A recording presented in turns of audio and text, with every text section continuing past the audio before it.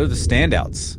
What are the standouts from MWAVE? What are you? Take your time. Tell us all about it. First, I would like to thank all the vendors that were there. They all were great. Marantz, OSD, Sony, SVS wasn't there, but they represented a giveaway as well.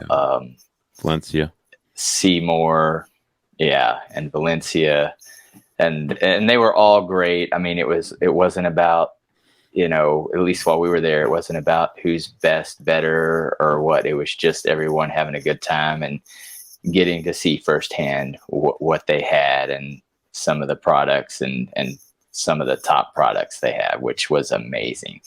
I've seen that Sony. I don't even know the model number because it was a couple commas out of my price range. The projector. Yeah. 7,000 something?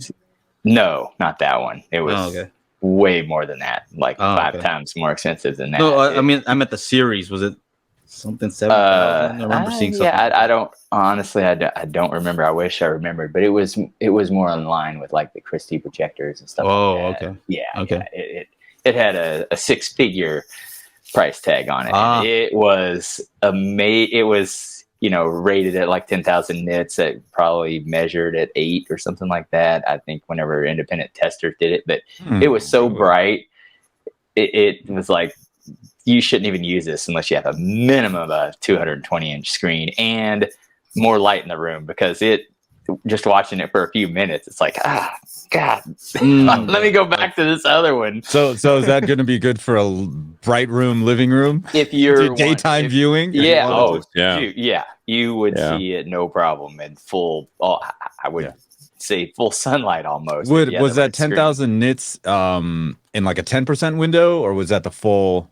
Oh, that I don't know. Okay. I didn't, after 2 or 3 typically commas, I wasn't looking, let me see if I can get this one. You're like, how many kidneys do I need to sell? Yeah, the lens alone was probably 1.5 feet long. Yeah. Just the lens. The lens comes out to move it.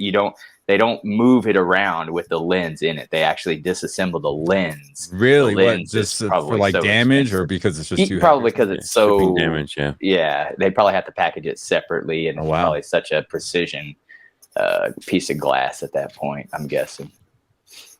So that's crazy. I know FOMO had like a live stream, but it was like 6 hours. I'm like, we got to see and I'll be horrible with these. I have a horrible name for all these detailed things, like the Sony A90. We got to see that firsthand, the QD OLED.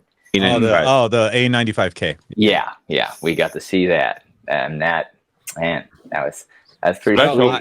I haven't seen that one. I have the Samsung version here, but I hear that one's like, they're both like pretty much like right there. I think HD TV, his review comparison on both, they're like right there. Once you get them calibrated, of course. But I think if you don't calibrate the Samsung, it's not as accurate. But the what do you call it? The Sony should have been spot on out of the box. Yeah. Sony is definitely, even on their projectors, their color, I think they concentrate more on color of accuracy above anything else. So definitely not gaming. All his TVs, even 2022 Sony TVs, still only have 2 HDMI 2.1 ports, whereas all the other companies got 4. Well, I wouldn't say all the other, but at least Samsung and LG have them now. So I'm actually trying to wrap up my review on the Sony A80K, which is their standard OLED. Which is still a pretty good TV. But and Sony was kind enough to send me one. However, of course, they sent me the larger size, so I can't fit it down here. So it's literally sitting on our dining table for the last month, and I'm like, ugh. But like, Sasha and I are watching Game of Thrones here on the big TV, and then like I put something else on over there on the Sony, and I'm like, oh, look at that. And she's like, oh, look, because it's like 8K demos on YouTube or whatever, and she's like, oh, look, are those little meerkats? I'm like, oh yeah. And then it turns into like lions and then penguins and stuff. So now, if you can't catch the show, we do have an audio version at anchor.fm/daily HiFi. So make sure to go on over there if you like to listen to the show.